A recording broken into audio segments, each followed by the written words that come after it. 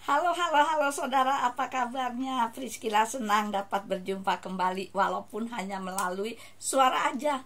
Topik renungan hari ini, ganti nama. Keluaran 3 ayat yang ke-15. Itulah namaku selama-lamanya dan itulah pengingat bagiku turun-temurun. Saudara, saat keturunan Tionghoa terkena PP 10 tahun 1965, keturunan Tionghoa yang ingin menjadi warga negara Indonesia diharuskan untuk mengubah namanya, sehingga bagi warga Tionghoa yang masuk menjadi WNI dan meninggalkan WNA berbondong-bondong untuk mengurus surat WNI dan surat ganti nama, sehingga yang awalnya mempunyai 3 huruf, misalnya Nyo Yu Ming, mengubah namanya menjadi nama Indonesia, yaitu Priscilla.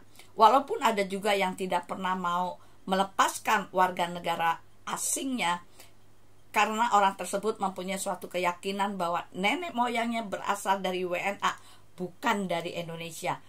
Dari cerita di atas, hal ini juga terjadi dengan nama Bapak Yahweh, di mana akhir-akhir ini dikumandangkan bahwa nama sesembahan umat Kristen yang sesungguhnya berasal dari Israel, bukan dari Arab. Sehingga orang yang mau mengaku Elohim yang sesungguhnya harus kembali kepada sesembahan yang benar. Hal ini ternyata ada pro dan kontra, saudara. Tidaklah mengherankan karena firman Tuhan sudah mengatakan, dan umatku betah untuk berpaling dariku. Mereka berseru kepada yang maha tinggi, namun tidak sungguh-sungguh hendak meninggikan dia. Hosea 11 ayat yang ke-7. Dan lebih tragis lagi, saudara, namanya diganti. Padahal sudah jelas dikatakan dalam Keluaran 19 ayat yang ke-6, dan kamu akan menjadi imamat yang rajani bagiku dan bangsa yang kudus. Inilah firman yang harus engkau sampaikan kepada Bani Israel, sehingga namanya ingin dikuduskan. Maka itu muncul nubuatan dalam Sefanya 3 ayat yang ke-9. Tetapi sesudah itu aku akan mengembalikan kepada bangsa-bangsa bibir yang dibersihkan, supaya mereka semua memanggil kepada nama Yahweh untuk melayaninya bahu-membahu. Umat Tuhan yang merespon akan segera mengambil keputusan untuk kembali kepada sesembahan yang benar, yaitu Yahweh. Tapi yang tidak merespon tetap akan memanggil sesembahan agama lain dengan sebutan Allah. Dan bahkan ada yang menentang dengan keras atau menghujat.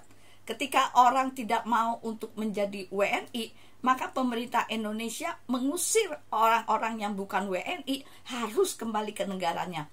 Begitupun dengan pemerintahan Bapak Yahweh. Dia akan mengusir orang-orang yang tidak mau menerimanya. Matius 7 ayat 23, Matius 2 ayat 1-2, Ibrani 10 ayat 26. Janji Elohim kalau kita menghormati namanya, Maleki 4 ayat 2. Tetapi bagi kamu yang takut akan namaku, surya kebenaran akan terbit, kesembuhan akan terdapat pada sayapnya, dan kamu akan keluar dan berjingkrak-jingkrak seperti anak lembu keluar dari kandang. Jadi saudaraku yang terkasih, ambil keputusan untuk mengakui nama Tuhan umat Kristen adalah Yahweh, tidak ada yang lain.